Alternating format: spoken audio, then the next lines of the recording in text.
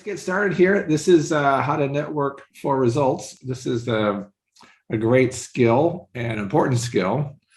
My objectives for the class are to talk about the importance of it, what it is, my simple networking formula, some skills, tools, and strategies, and then some networking groups that you can get involved with. Is there anything else you guys hope to get out of this topic of networking? Anything else specifically? I've always wanted a way to keep track of people, like personal things, Yeah. number of children, spouse, Uh-huh. interests, that kind of database. Yeah. Because I always forget, and it's very important. Yeah, that can definitely be impressive if you can remember those things and capture them and be able to reference them. It's kind of a CRM, kind of a way to manage that information. Okay, so I like Yeah, and then notes like on your last conversation, like a year ago, you might, they were expecting a child. Like, well, how's your, how, how, whatever, and but if you can't remember, you can't ask. Yeah. All right. I like that. I'll make sure I try to hit that in here. Very good. Edna, welcome to the class. Glad you're here. Edna, are you there?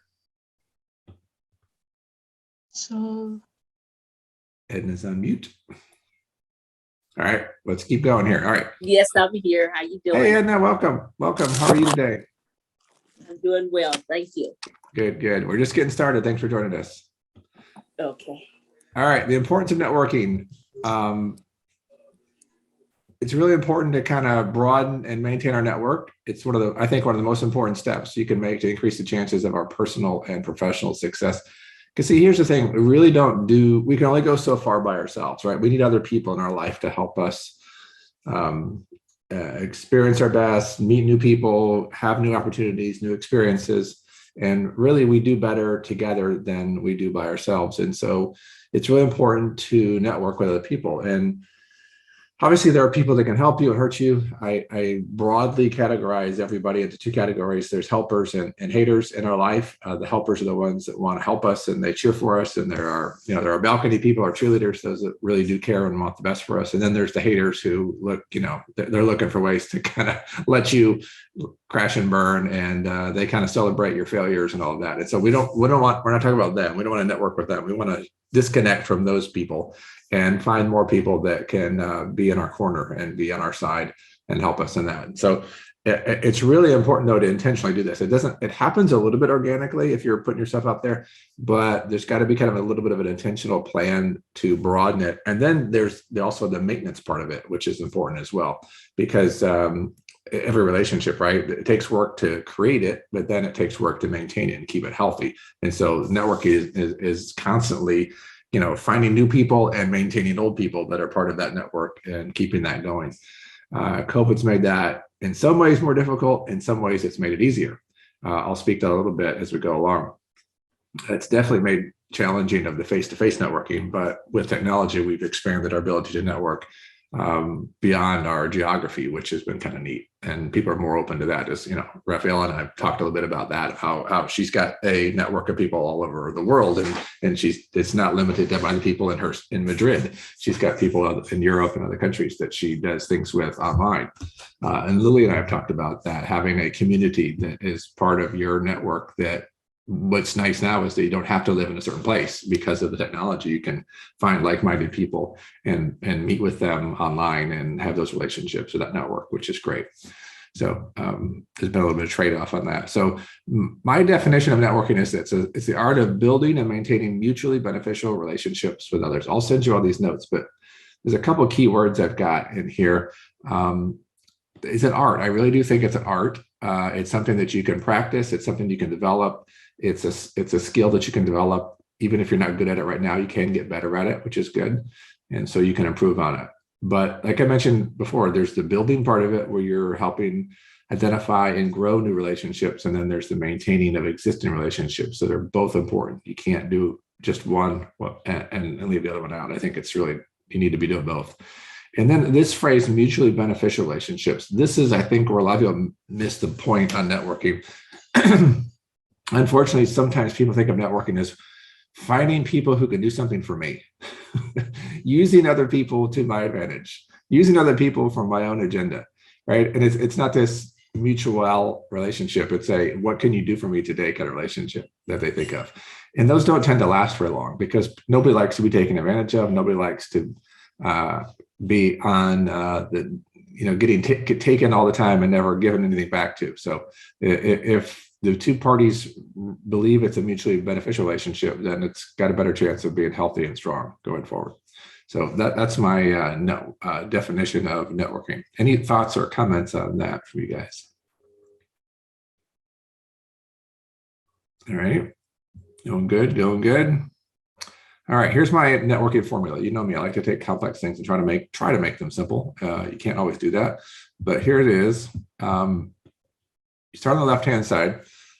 If you have this bucket of relationships, and the more relationships you put in there, your goal is to make some of those relationships strengthen to the point where you have a level of trust built up with that other person. And that's that mutually beneficial relationship where you trust each other.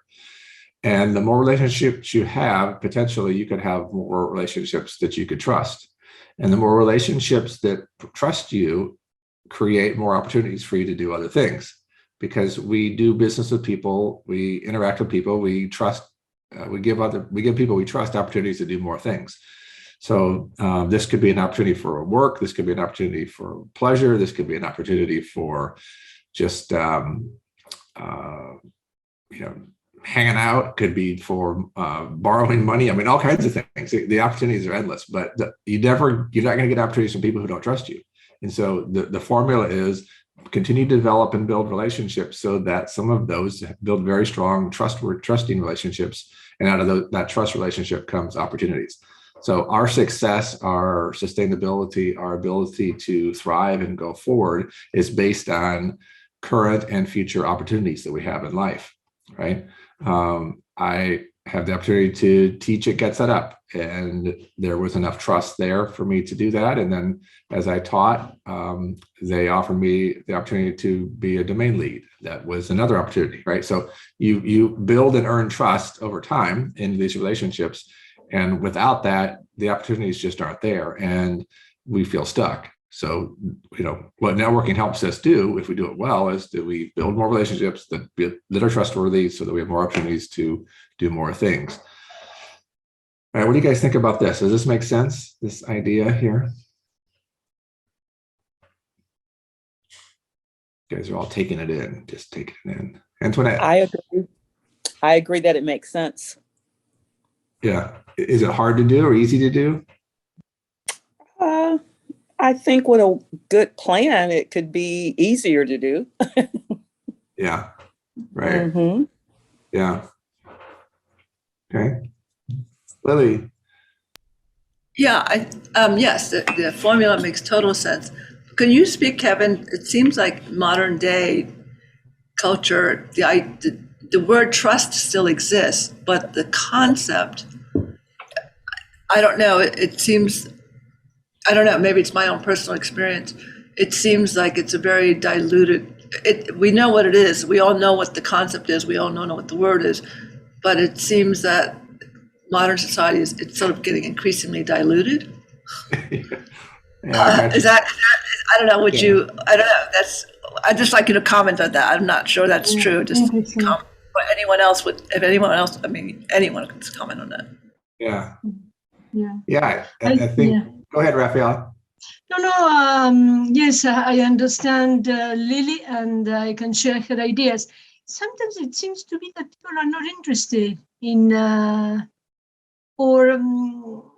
are not interested in trusting other people. I think that there is some kind of idea, well, it's not you, there will be another.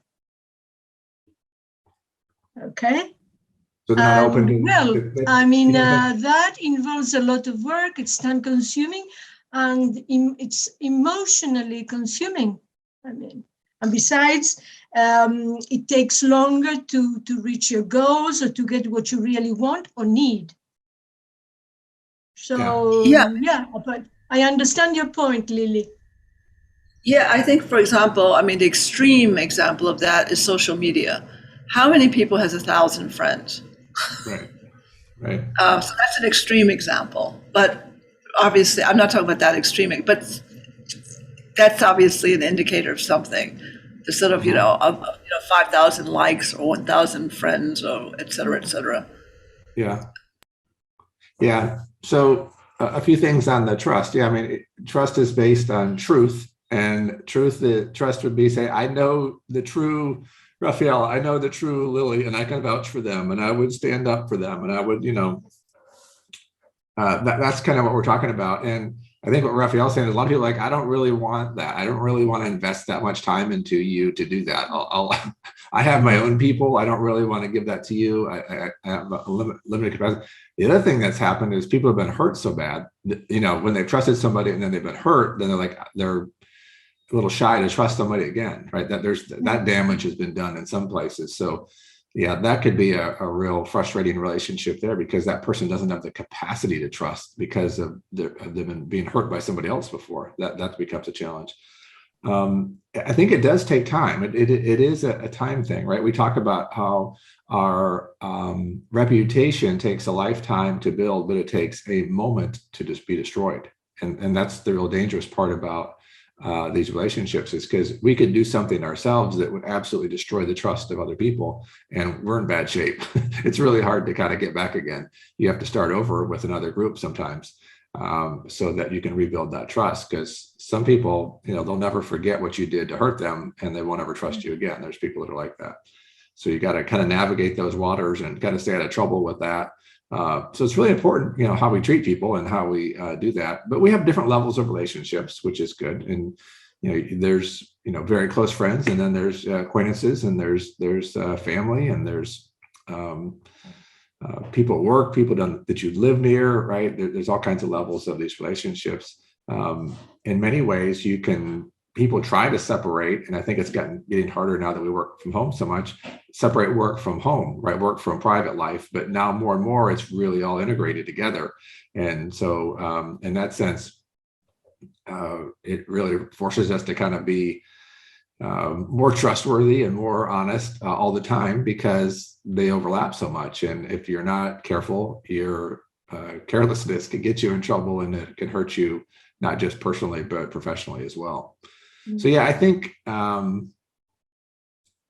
for me, the trust, I understand what you're saying, Leah. I think for me, I need to be around like-minded people. I intentionally need to be around like-minded people. I don't expect somebody who doesn't agree with me on political, social issues like that to really, they're going to let that get in the way of their trust in me, because they will draw a hard line on something, right? And we'll just argue about those things, and it won't be that good. I can be likable to those people. I don't have to be offensive to them, but the people that are going to really trust me are the people that are going to probably be more like-minded with me. I don't know if that response helped a little bit, but I think, I think we need to be aware that trust and truth are somewhat a little bit shaky these days. Yeah. Well, also, Kevin, do you think, and we're here to make network, not break down the idea of networking. So excuse me, but also that people have intimate relationships with their technology now. Yeah. Especially younger. I think the younger you are, the more intimate the relationship with your technology becomes. Sort of, I don't know. Is that right? Yeah. Yeah, and really, we use the word network, like the internet and the network and those kind of things. But we're going to talk about in this next slide, this truth that I believe that, we used to say, it's not what you know, it's who you know. But I take it one step further, especially in this day and age of social media. It's not what you know, it's not who you know, it's who knows you. Because as you were saying, we live in a world with social media where we can have 1,000 followers, but they don't really know who you are. Right? They know of you, they know your name, but you don't know that person. Or I could follow 500 people, but none of those people know me at all. Well, that's not really a relationship. I'm a follower. I'm really not in a relationship with that person. And so what we're talking about here is, and this is why networking is so important, because you can be super smart, but if you don't have relationships with other people, you're kind of stuck as a super smart person by yourself. And it's not just who you know, because you could know a lot of people that don't know you. That's kind of the old adage. It's really who knows you. But if those people know you and they trust you, now they can do something for you. Now they can help make connections. Now they can vouch for you. Now they can stand up for you and say, hey, have you thought about, having Lily do that job? Or, if you considered Rafaela for that, or, I think Antoinette would be super at that. I've got a friend, right? And that's really how most things really get done. Resumes are a required part of a job, but most people aren't hired because of their resume. They're hired because of somebody that they know referred them, somebody that they know vouched for them. That's why these networks are so important. So you're right. I mean, the younger generation has this one-to-many network relationship with these influencers and these stars, but those stars, influencers have no idea who these people are that followed them. So those influencers they can't provide any network value to, the teenager who follows Kim Kardashian or somebody, right? I mean, Kim's not going to do anything for them. So I really believe in this. It's who knows you. And so that takes time to build that relationship and build that trust so that the opportunities are there. All right, what skills do you need for this to do well? So you could say, yeah, I agree with the formula. I agree it's who I know. I need to be intentional. I need to build and maintain. But, unless you're strengthening or sharpening the soft skills of collaboration and communication, you might have a hard time. Remember the old networking events where everybody'd show up and they'd be in the same room. They'd have the, the red, hello, my name is name tag on, and they would kind of go around the room. And, you'd have some people really good at like putting hands out, sharing cards, business cards. They were good at that, but they weren't always, the bold ones. So that was the skill they had. The bolder people are the ones that kind of went around and made those connections and traded cards.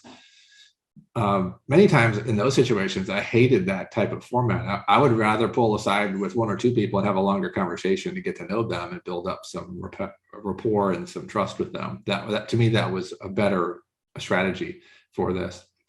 So communication and collaboration. So what does that look like? In what forms does this kind of come in? Well, communication, one, verbally, right? Can you have a conversation with somebody? Can you interact with people? Can you not dominate the conversation and not listen? Are you able to listen? And then collaborating. Can you work with them? Can you do something with them? Can you see how together you can do more than by yourselves? Can you see how there's give and take? Can you see their strengths and weaknesses and see how your strengths and weaknesses work in collaboration with theirs and doing that. These soft skills are, the best thing about this, you can learn these by watching people who are good at them. If you're humble enough to say, look, I like how they do that seems good. And they're really good at that. You could kind of learn your style of how to copy that same idea of communicating and collaborating, not talking over people, not being rude, not being domineering, but still having something to say, not being so silent that you're never heard, still being able to open your mouth and have your opinion and say things, but do it in a way that's not off-putting. It's that phrase, it's not what you said, it's how you said it. You could be 100% right, but the way you said it is 100% wrong. And it just destroys the relationship and the trust is gone right there if you're not good at that. Collaboration, some people, they're soloists, and the soloists don't do networking well because they don't think they can't trust anybody. They don't trust anybody else to do anything else. They think they're the only ones that are smart, everybody else is stupid. They would never say that, but that's kind of how they act. So in their lack of collaboration, being open and willing.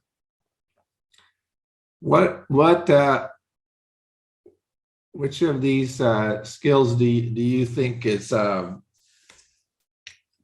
could you get better at the communication or collaboration? What would be, if you kind of looked at yourself and said, hey, I should get better at one of those? Antoinette? For me, I would say communication. Okay. Because I believe the stronger you can communicate, the better you can collaborate. That's true. Yeah, You're right. It's kind of a key to the collaboration is good communication. You're right. Yeah. But that way they understand you and they get what you're saying and you can connect with them. That's a good point. Yeah. Good. Lily. Yeah, I think for me, actually, it might be collaboration. Um, uh, I think my background, my professional background, sort of expected things to be done a certain way, and I've sort of become. Well, it's sort of consistent with my personality, but that's not the way everyone else works. So it's sort of learning to understand that they're all, there are many roads that lead to Rome. Yeah, yeah, right. I think it's And that's a good another soft skill, that self-awareness that is important too. That we're all unique and we all do things a little bit different. And if we can get away from the black and white, right and wrong thinking all the time and be gracious with each other, we can collaborate a little better, right? right. Yeah. Yeah. Another form of communication that is important is even in written, right? I use email. If you can't email well, that presents a problem today, right? That's if I use email and messaging, in LinkedIn and things like that to connect with people. And one of my strategies is to be pretty direct, not overly corporate, not that, but not overly, casual either. So what I'm saying is, I think over the weekend, a friend of mine on LinkedIn messaged me trying to introduce me to another guy that he thought I should meet. And you get that introduction, and I immediately respond back to both, thanks for the introduction. So you want to thank the guy who made the introduction to me, who thought of me. And then I want to say, hey, great to meet you. And I want to try to connect with that guy as soon as possible. Because there's nothing says don't trust me more than ignoring that introduction or not providing a simple way to kind of connect with this guy who's trying to meet with you. So giving them, I say, hey, can you meet me? What morning can you meet next week? Give them that kind of response, doing it timely and doing it very, just jump right to it. I didn't go into, I don't want to back and forth on email with them. I wanted to use the email to connect so that we could have a conversation. That's what I wanted to do. Using the right communication tools in the right way. Some people use email just to go on and on and on, and like nobody wants to read all that. Just use the email to connect in person or on phone or by Zoom, whatever you want. And I give people that option. I say, you want to meet by phone or by Zoom? I mean, typically that's what I do. Some people say, well, I'd really want to meet in person. I'm like, okay, well, let's try to meet in person then. But give them a time you can meet and get it going. So being pretty crafty with your communication, both verbal and written, is really a good thing. Okay. The next area is knowing your personal brand. This is a really important piece of this too. If I've not met somebody before and I go up and I meet them or I bump into them or somebody introduces me to them, the first thing I'm doing, and we all do this, is we're checking this person out, right? We're reading this person. We're making an initial assessment of this person. And we all have a personal brand. We think of brands like Nike and Starbucks and Amazon, right? They've all spent millions and millions of dollars on developing their brand. Well, each one of us has a brand, and this is the day and age we live in. We live in this very social media driven world, this way where you do business with people, you don't do business with organizations so much. And so most of us, especially in networking, we are the brand, right? We are the brand. So it's your smile, your attitude, our appearance, the tone, how we say things, our reputation, our resume, our email address, our social media footprint. The younger kids, I tell them everything on social media is fair game for a job interview, because an employer can potentially go look at their social media and see how they party and what they do and who they hang out with, all that. And it's very telling on that. Thankfully, we didn't grow up with any of that, so we don't have all of that on online that we can be exposed to. People can be exposed to. Even email addresses. I was in a business meeting. It was like a pitch club, if you will, people pitching business ideas. And this lady had this business she had to help serve women, which was great and noble and all that. but she had such a vulgar email address that she used for her email address that I vowed I would never do business with her. I would never recommend her to anybody. In fact, I only talk bad about her when I use her as an example of what not to do.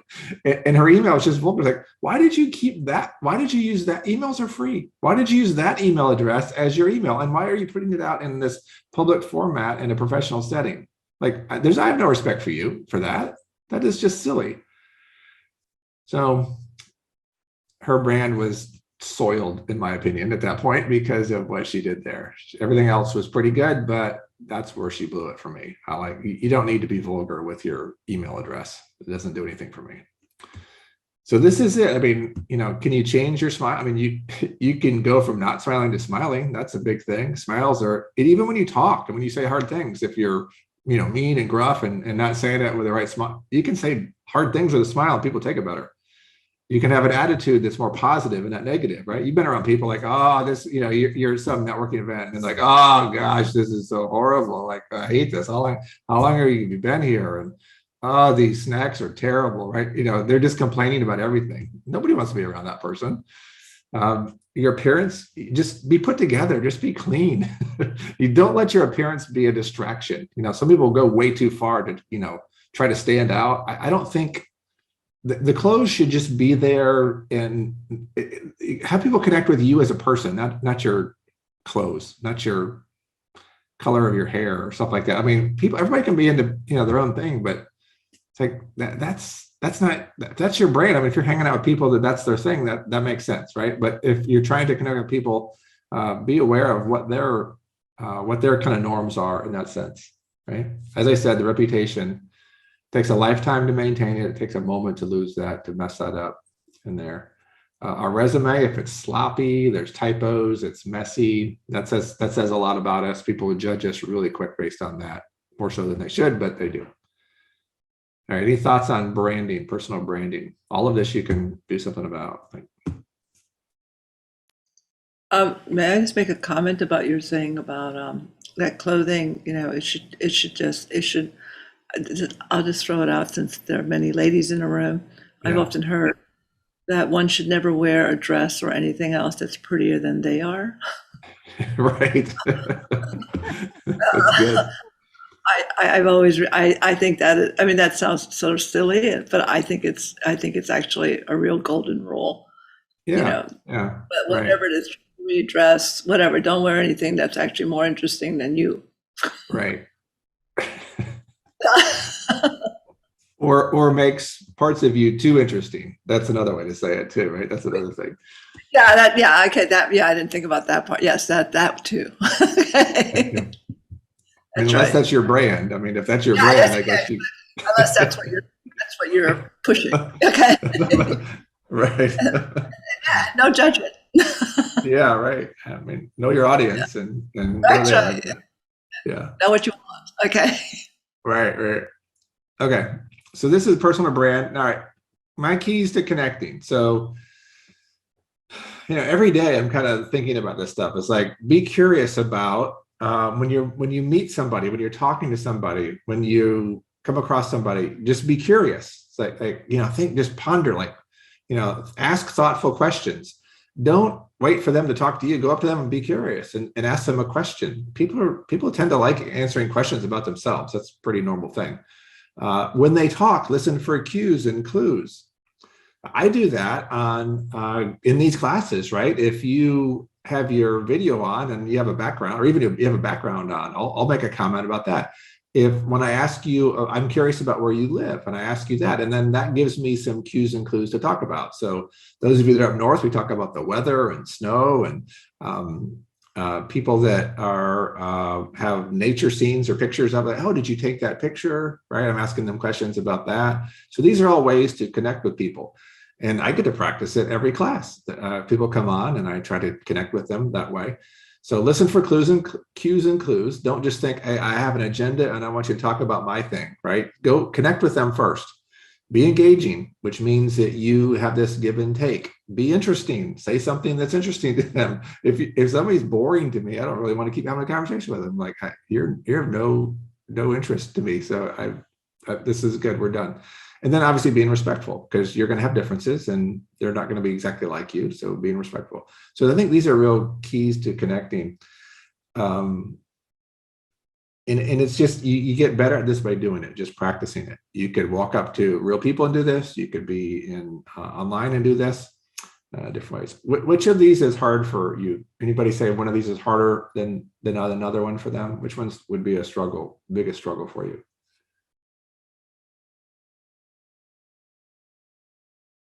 Raphael, any of these hard for you? Well. To be engaging, yeah. Okay. Yes.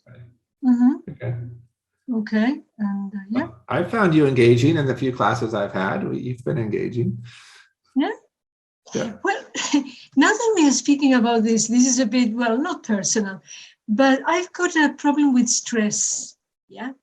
And that affects, even if I'm enthusiastic about going to an event and meeting people and sharing a dinner, I feel that a day on which I have a high level of stress affects, the whole situation or the way I behave. So that's a big issue that I have. Yeah. So you're saying the stress isn't maybe necessarily related to the event. It's just you have it from the day. You're kind of taking it into the definitely. No. It's not a negative attitude towards the event or the people there. No, not at all. No. Yeah, it's just you have it. That's hard. I mean, it's like having a cold, right? If you were sick and you had to go to that event, that's hard too. It's like, oh gosh, I don't feel well. I just don't feel well. That's hard. I mean, all of that affects us, right? Affects us mentally, our attitude, everything else when you're stressed. Absolutely. I don't. Finding ways to kind of reduce the stress is probably the answer, right? And trying to time it so that you're not as stressed going into an event like this where you're trying to connect with people, so that you don't have that working against you, because that would definitely be a handicap for you to kind of be stressed in the midst of a stressful situation where you're trying to connect with people. Yes, it is. Yes. Yeah. Mm-hmm. Sure. Yeah. Lily. Yeah. I don't know. I this may be something parallel to what Raphael is saying. I don't think it's the same, but maybe Kevin, would you speak on just confidence and or social anxiety? Yeah. That may be a whole separate topic and separate class, but right. I think that's a real underlying, thing. Yeah, you're right. And it can affect all of these things. So even if the stress was because of the event or the anxiety was because of the event, it could really mess up a couple of these things right here. You could be so nervous, you just don't know what to say. It's a mindset, I think, that helps override that. So one thing this is an interesting thing that scientists have, and I've always felt this way, and scientists have validated this, that when we are going into a stressful or anxiety type situation, maybe like you got to get up and give a public speech or something, our body creates some chemicals in it that sometimes people will take as anxiety or fear, right? They'll feel this sense of that. But what scientists have discovered is they are the same chemicals as excitement. But in our mind, we can associate that feeling of whether positive or negative. And so I've always thought of those moments when I had that extra energy that my body was generating prior to an event like that. I said, people say, are you nervous? I said, no, I'm excited. I've always just kind of said that, I'm excited. And it's the same exact chemicals in your body moving around. It's just how your mind's going to process that.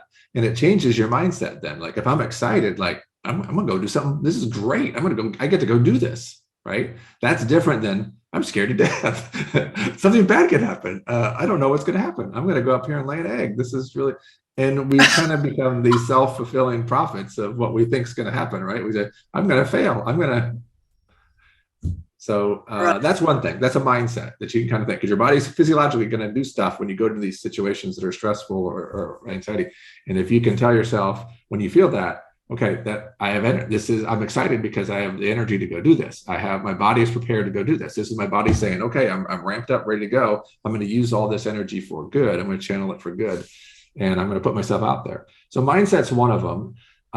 Another part of the mindset, I think, is realizing that really, nobody's better than anybody else. We have this belief that everybody else's life is perfect and ours is bad. And, we have these secrets and they don't have any secrets. Everybody's messed up. Everybody's got their challenges and struggles.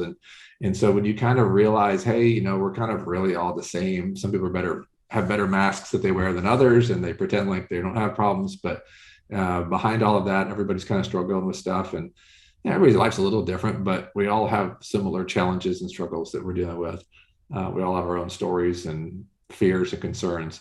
And that mindset also helps a little bit. And so if you can kind of go into it and then just experience just doing it over and over again, the first few times you do it, it's going to be miserable and hard. But if you keep pushing through and putting yourself out there, you get better, and you get better by doing, and you build confidence. Then like I did that. That was fun. I met some neat people. That was really great. And it was good.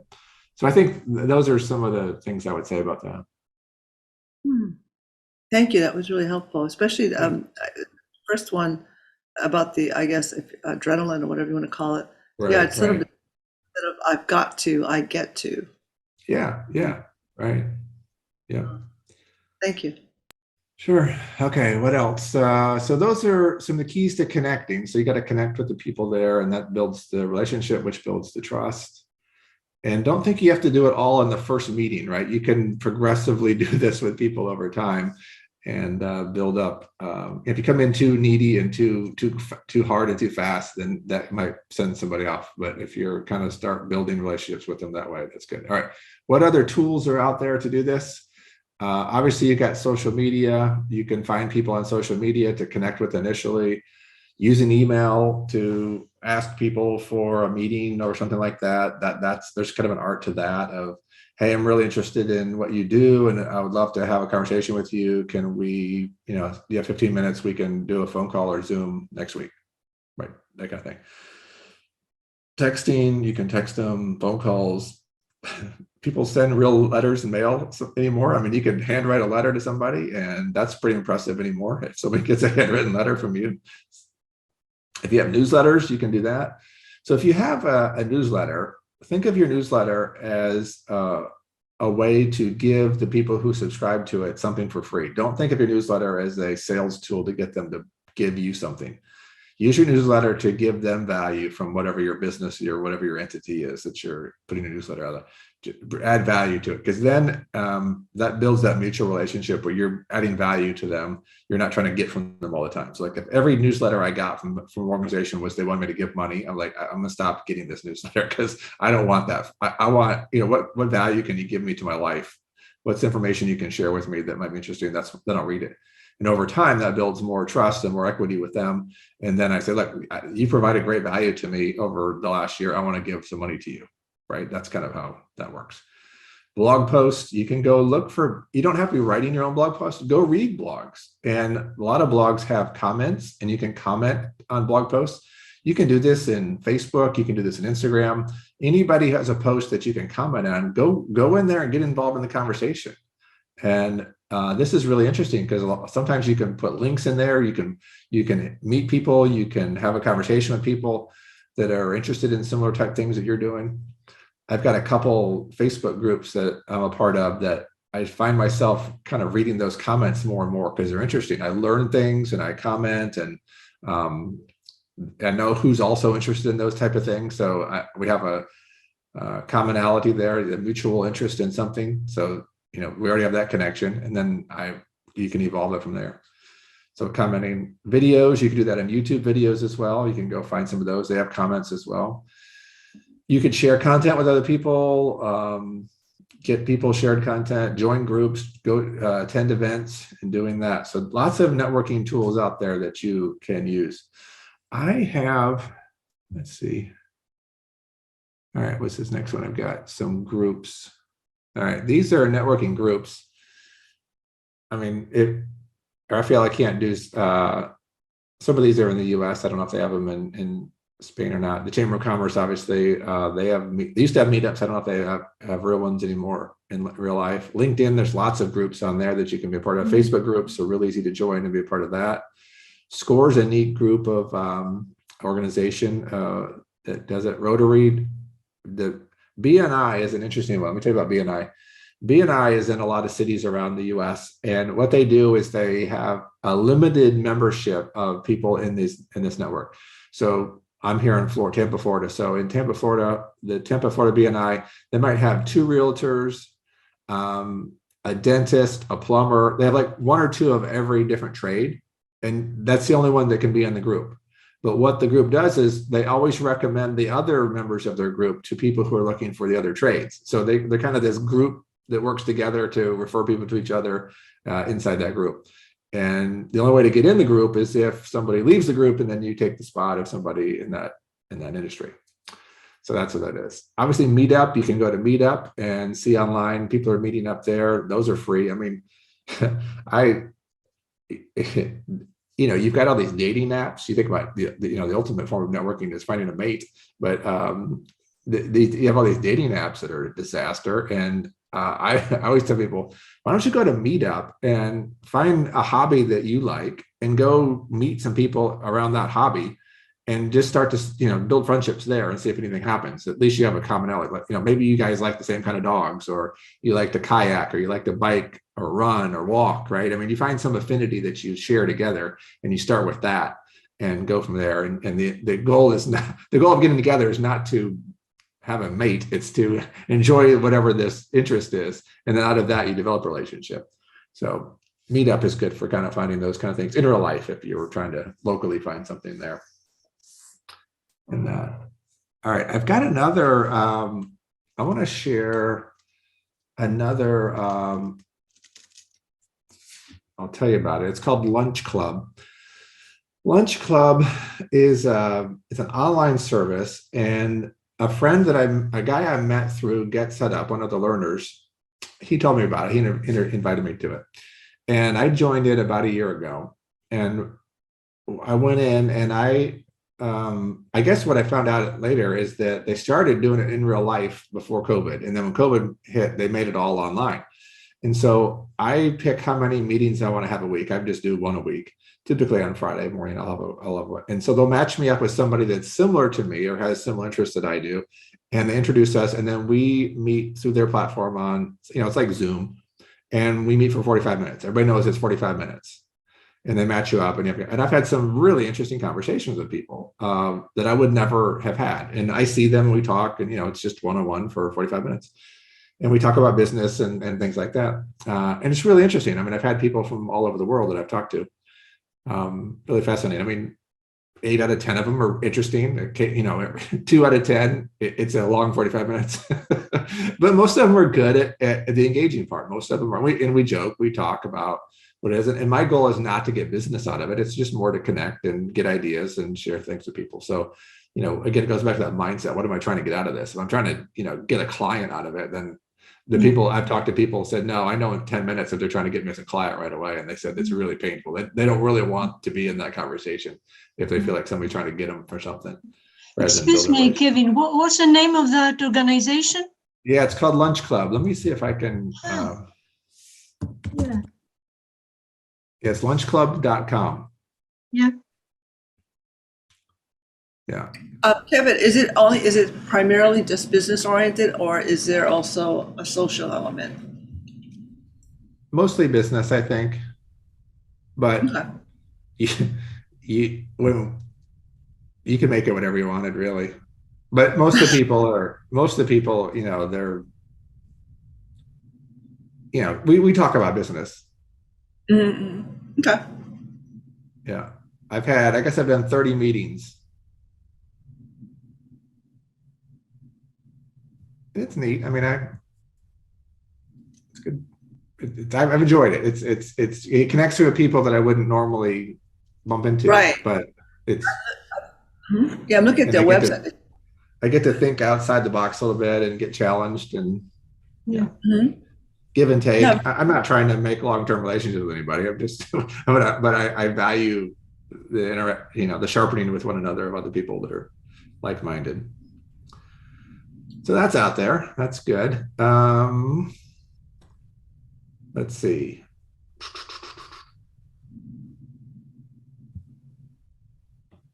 What else? What's my next thing? Trying to see if there's another way I can.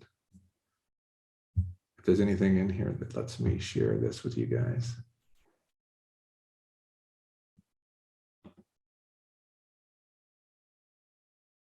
Okay, here we go.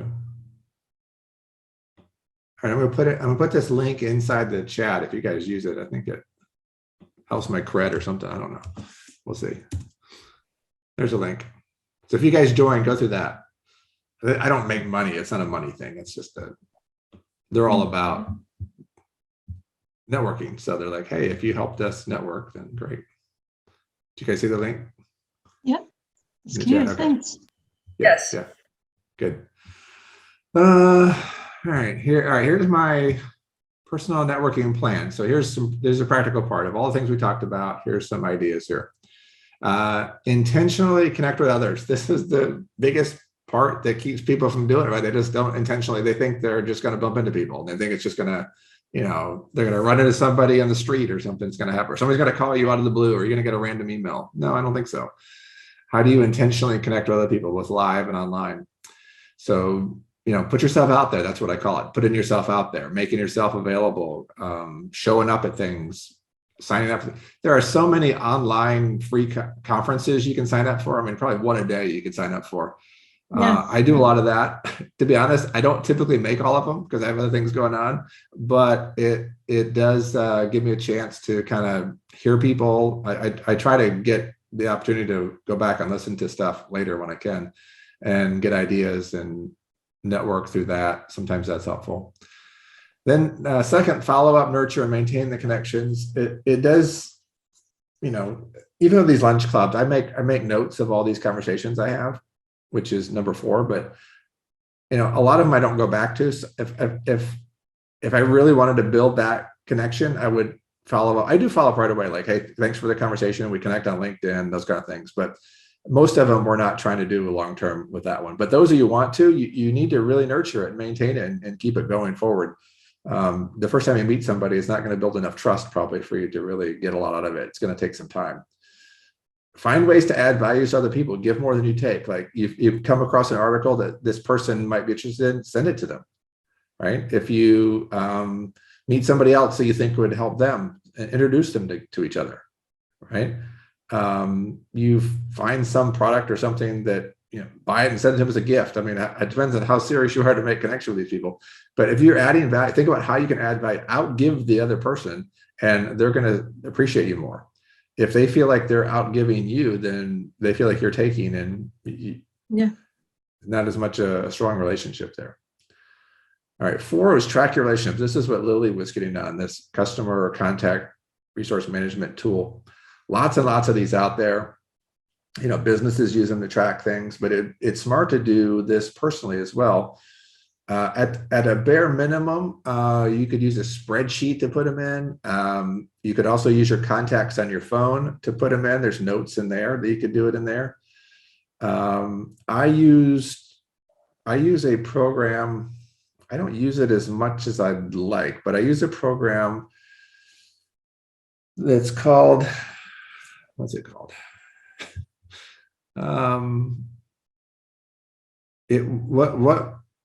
The thing I hate about CRMs is all the data entry you have to do. I don't like having to type in all this stuff. I want it to automatically be in there. So I found this tool that works with email. So every time you send or receive an email, it grabs the names out of it and puts it into your CRM for you. What is this thing called? That sounds great. That's exactly what you end up feeling like you're a data inputter. Yes, right. Which is Data entry, a new job. What is this? I got to find the name. I don't know why I can't think of the name of it right now.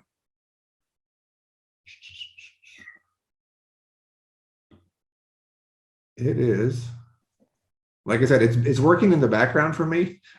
and I've used it heavily at times, but I don't use it every day. But it is working in the background. It's interesting.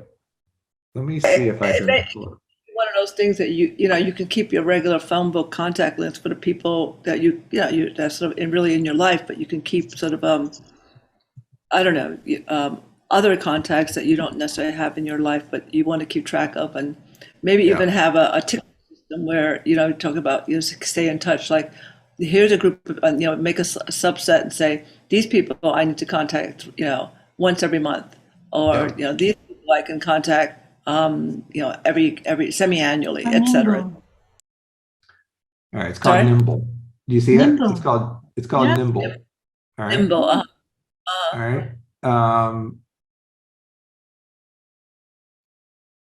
What else does it do here? You can organize your contacts into segmented lists, group messages, follow-up tasks.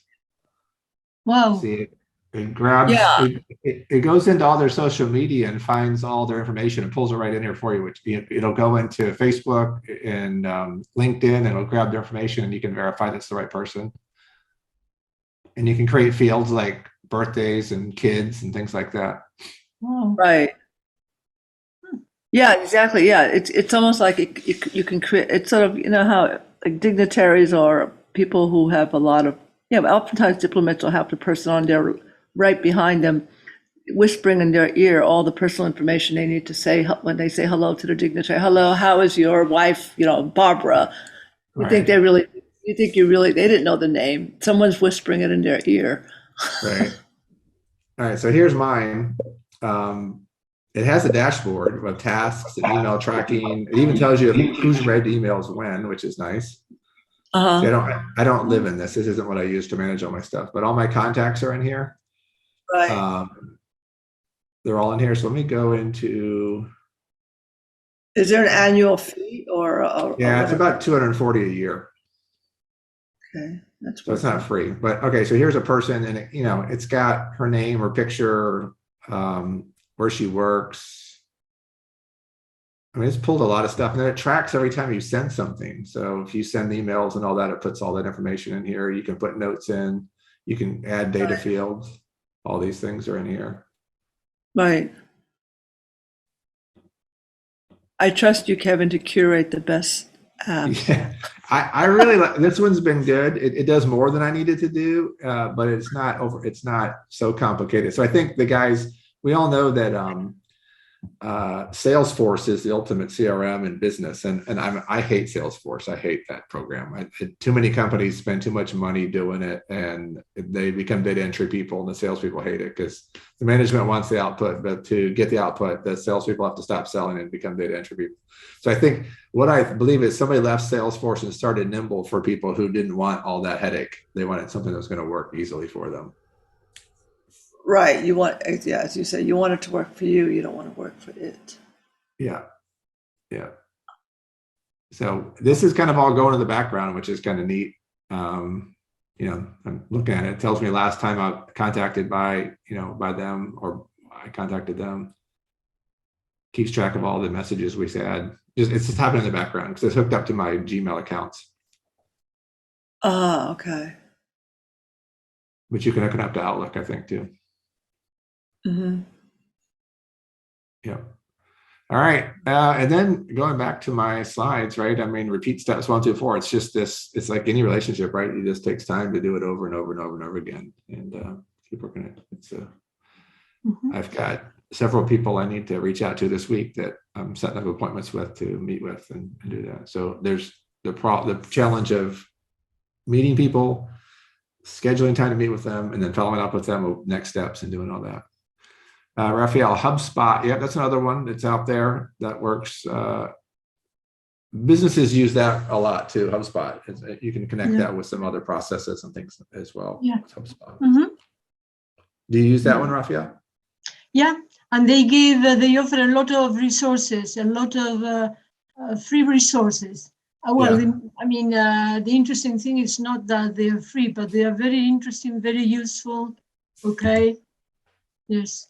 You've got it in English, in Spanish, and I don't know if they got an option in other languages. Right. Yeah, they say they have a free CRM software. So you could look at that. But yeah, I wanted something that wasn't so salesy. I wanted something that was just contacts, not so much people in the sales funnel or trying to sell them stuff. I think that Nimble is quite different. Yeah. Yeah, it's a little bit different. It's unique. It's much different than many CRMs that I found. Yeah. Yeah. Okay.